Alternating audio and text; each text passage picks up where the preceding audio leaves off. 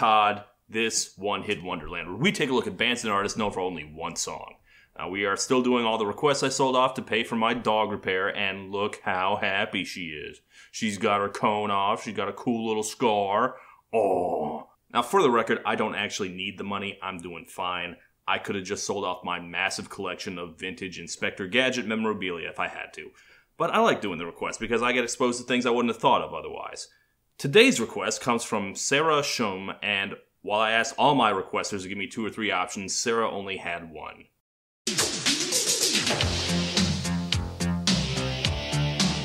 Fortunately, it's a good one.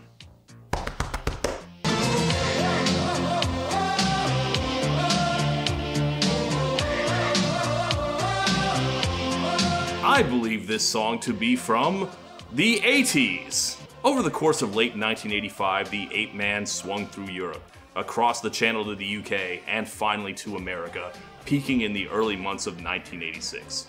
That 8-man was, of course, Tarzan Boy, which I guess that's supposed to be Tarzan Boy right there.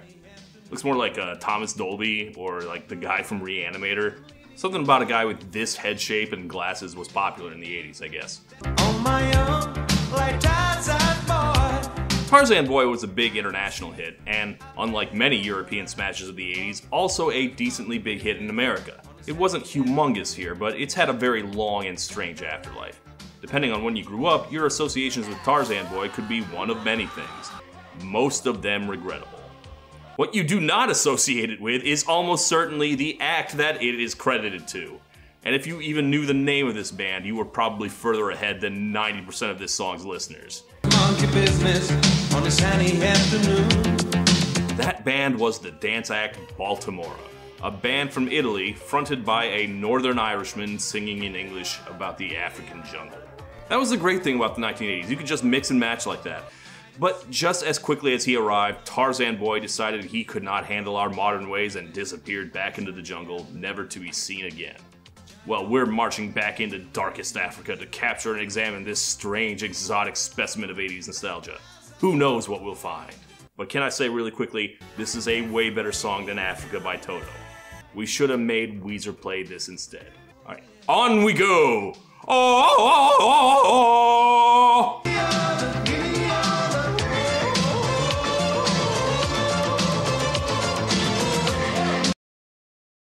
Alright, I'm gonna play a song for you.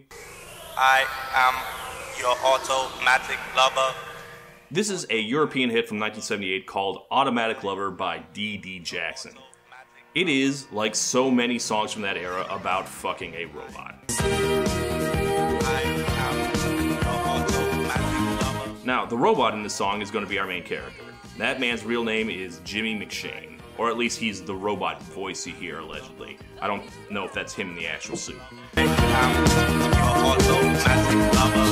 But the song itself was the product of a small musical collective living in Munich, the most prominent member of which was this man here.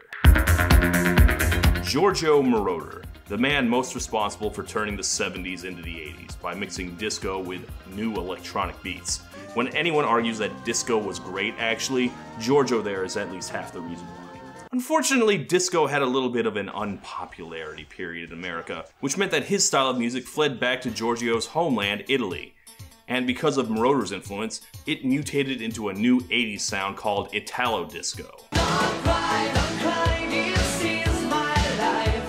can't quite define what separates Italo Disco from other 80s pop songs, but I know it when I hear it. There's just a thick layer of Italian cheese over it. Just distinctly European in a way that doesn't really translate to America. Meanwhile, let's get back to Jimmy, who was touring Europe with D.D. Jackson as a backup singer, apparently fell in love with Milan and its underground dance scene and settled there, which is where he met producer Maurizio Bazzi, who needed a frontman for his new project. Maurizio is one of the many Italian producers who popped up in Giorgio's wake, and to be honest, I don't actually know a single thing about him. There are no sights of him anywhere in any of these videos or performances, but this whole thing is his baby. Jimmy said he was hired to lay down some vocals and barely remember what this project even was when it started taking off later. So Maurizio was behind all the music, including possibly the vocals. If you remember my Rhythm of the Night video, you'll remember that lip syncing was widespread in Italy. And a lot of sites say that Baltimora was an egregious example of this practice. Jimmy was lip-syncing entirely to Maurizio's vocals. Now, I don't want to accuse Jimmy of lying because this is not 100% confirmed, but he certainly seems like more of a dancer than a singer. But I don't want to say definitively. Anyway, we're getting ahead of ourselves. First, they had to pick a name. And yes, the band is named after Baltimore, the city, which, as always, is a complete piece.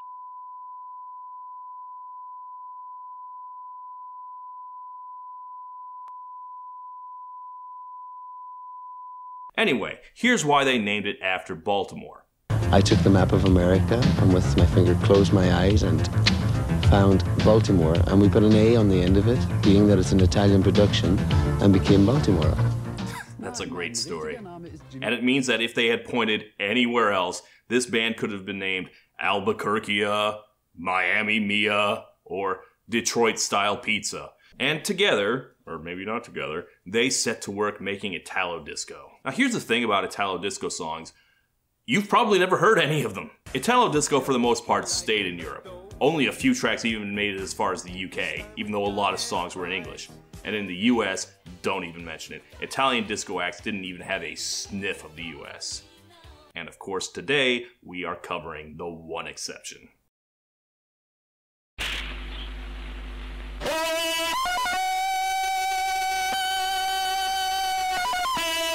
The original Tarzan books say that Tarzan makes a loud victory cry. It was first heard in the early Tarzan films of the 1930s. Its origin is obscure. Some sources say it was created and performed by a trained opera singer. Some say that it was created by cutting vocals from multiple people together. Some say it was spliced together from animal sounds. The actor himself claims it was just him trying to yodel. Try to do it yourself? It's surprisingly hard. Now, Tarzan was not a forgotten relic in the 80s. He was still very present in the culture. In the past decade, there had been a terrible Filmation cartoon, a terrible Cheese Fest movie with Bo Derek, and a terribly boring award bait version, the only movie starring Highlander's Christopher Lambert to be nominated for an Oscar. So what I am saying is that the high point for Tarzan in the 80s was this.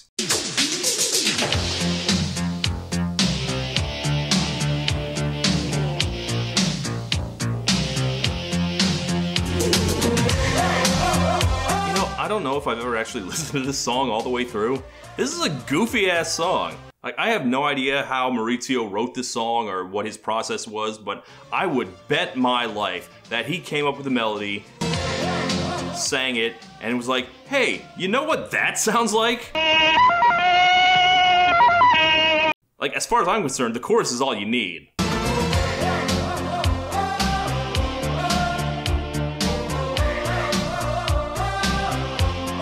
I have to believe that the verses were written around that melody because otherwise, I don't know why you would write a dance song about this. Jungle life, I'm far away from nowhere.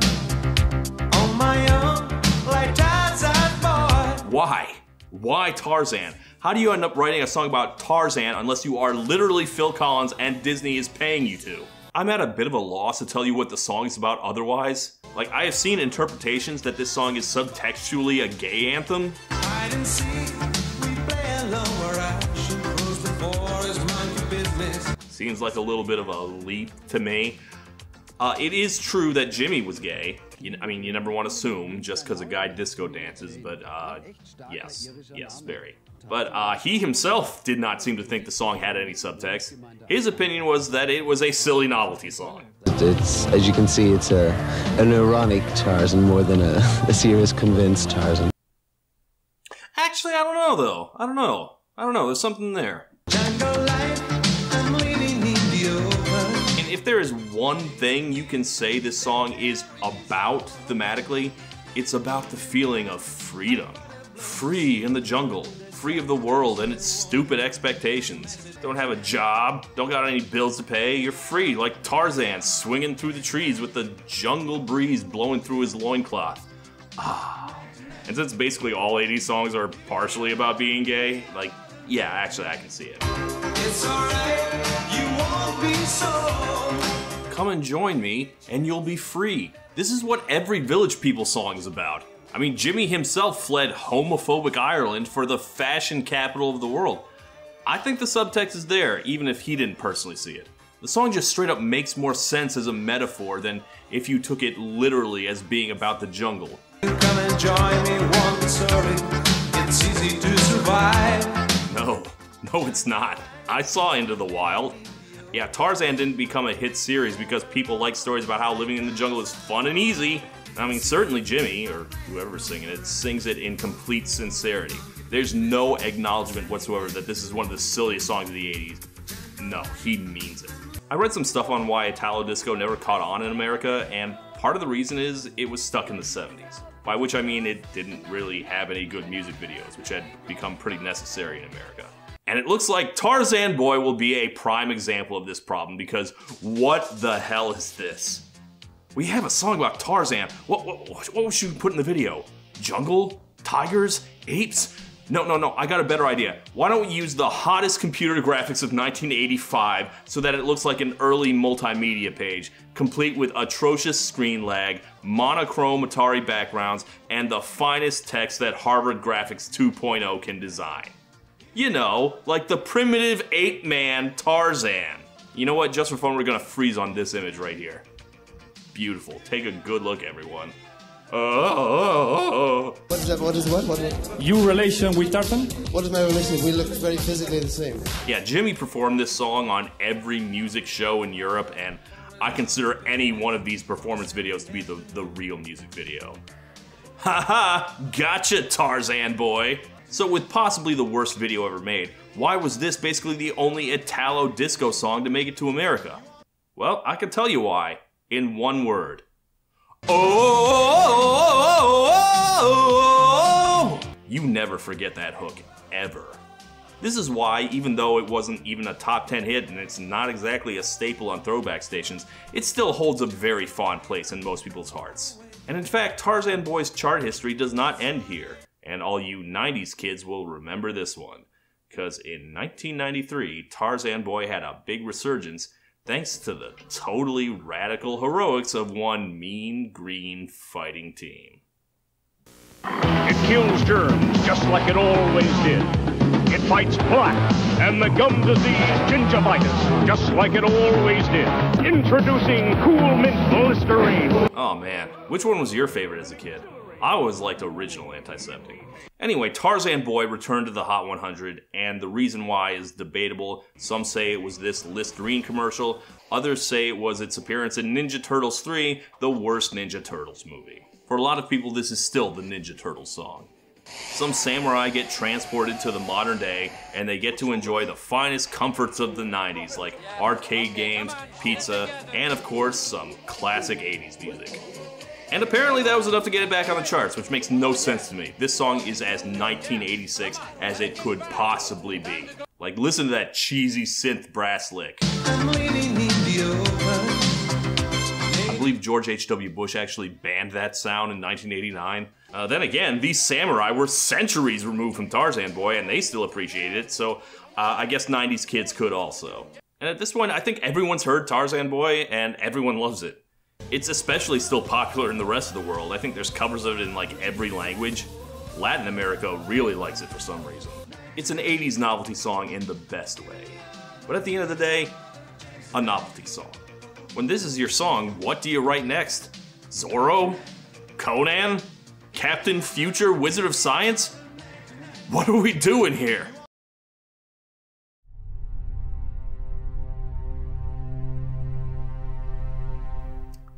I have double and triple checked this. Yes, the follow-up to Tarzan Boy is in fact named Woody Boogie. Woody Boogie, Woody Boogie. Look, it's not a promising title, but we will give it a fair shot, so come on, play me that Woody Boogie.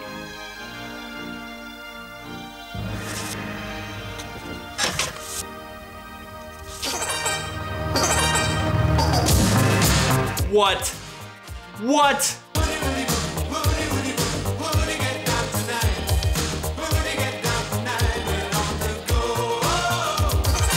If you had given me 600 guesses about what Woody Boogie referred to, I wouldn't have gotten it. I would have guessed Woody Harrelson first. I mean, there's your Woody Boogie. what... Okay, you kids who were raised after the era of ancient syndicated cartoons might not know this one, but that's actually the Woody Woodpecker theme. I guess this is them sticking to the formula, because this song also definitely began with the riff, which is also a pop culture reference, though in this case a lot closer to copyright infringement, and then I guess you just build the song around that again. But like, Tarzan at least represents something, like he's an iconic hero.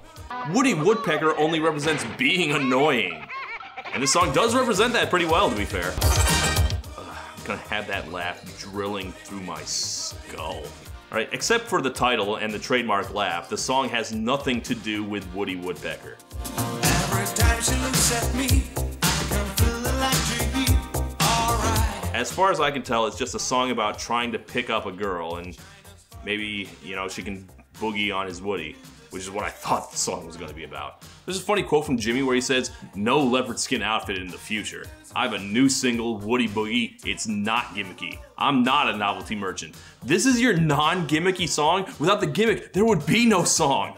I love this video too, where they're making Baltimora records, but Jimmy's gotta dance. Hey, maybe that's why this song flopped. Can't sell records if no one's pressing them. Get back to work. Actually, it only flopped in America because they never sent it to America. This was only released in mainland Europe, which makes sense to me. Like, this is a song that only gets big somewhere where they do not understand the language. Did they even have Woody Woodpecker in Europe? I guess they must have. Anyway, in America, they went with a different single as the follow-up, Living in the Background. Slowly emerging from the dark.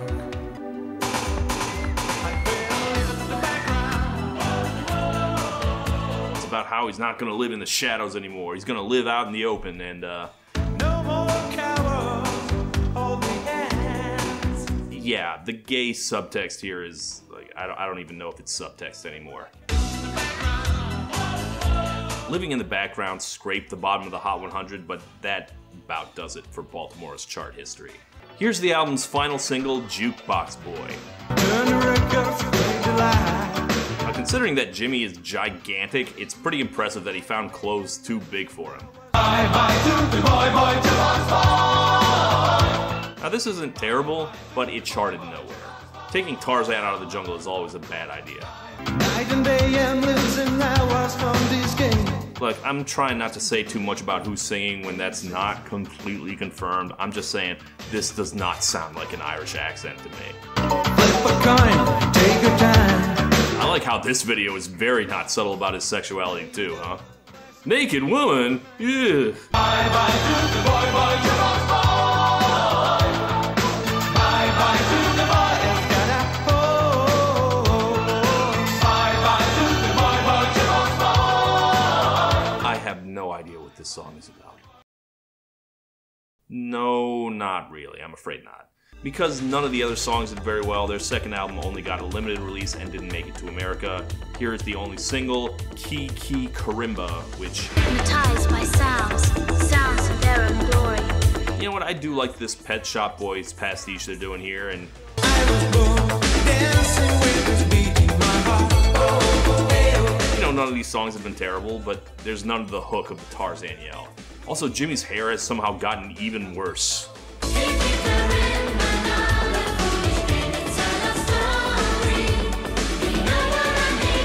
No, I absolutely do not know what you mean.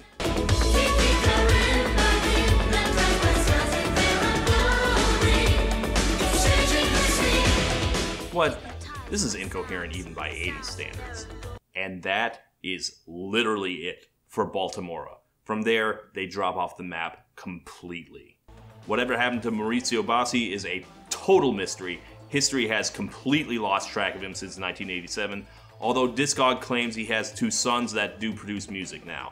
That's all I know. As for Jimmy, when Tarzan Boy got big, Jimmy said that he was going to make sure he got to actually write some songs on the next album, and he did in fact write one song, the album's title track, Survivor in Love. Survivor in love again.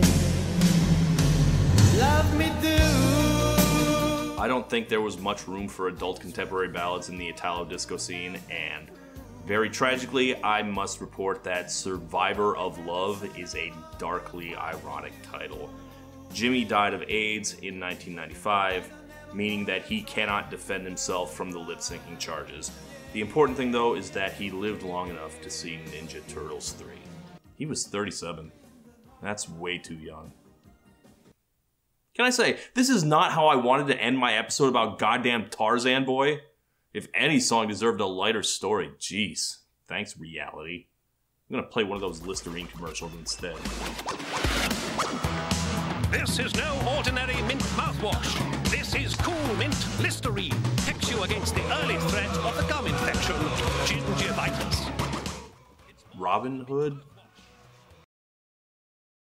You know, some of those songs are alright, but, yeah, they did not have another Tarzan Boy in them. No, there's only one Tarzan Boy. Many Tarzans, only one Tarzan Boy. It's maybe not the greatest song in the 80s, but it's a song that absolutely needed to exist. There's nothing like it. And I believe that somewhere in the afterlife, that red-headed giant Jimmy is lounging in the jungle, free to be who he is, singing this song. 2 requests down, 5 to go. You better appreciate this dog.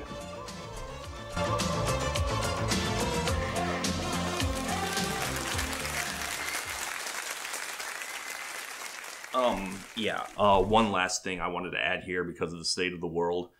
I know we're all going through tough times right now. It's put a serious strain on all our mental healths, and we could all use some better help getting through it. And when I need better help for my personal struggles, I find nothing helps me better than the fine content at Nebula, a truly wonderful little site where you can see all sorts of amazing content. For example, Lindsay Ellis has a whole video disentangling the timeline of the X-Men movies, or you can check out a whole podcast from one of my former subjects, Sean Nelson of Harvey Danger, and his series, The Wonder of It All, where he interviews people about their one breakthrough success that changed their lives. And again, you can find that only on Nebula, a creator-specific platform where you can watch other great creators like Big Joel, FD Signifier, and myself. It is the most exciting independent platform around right now, and you can get a lifetime membership. For literally just $300, you will never have to pay a single cent ever again to subscribe. For as long as both you and Nebula exist on this earth, you're in. Or if you want to do just the regular monthly subscription, you can sign up with my link. Not only will you get access to the entire Nebula library, but you will get it for only $6 a month. Or if you sign up for the annual subscription, only $3 a month. And you'll also be helping me out specifically, which I would appreciate. So click the link in the description and check it out below. Thank you, and good night.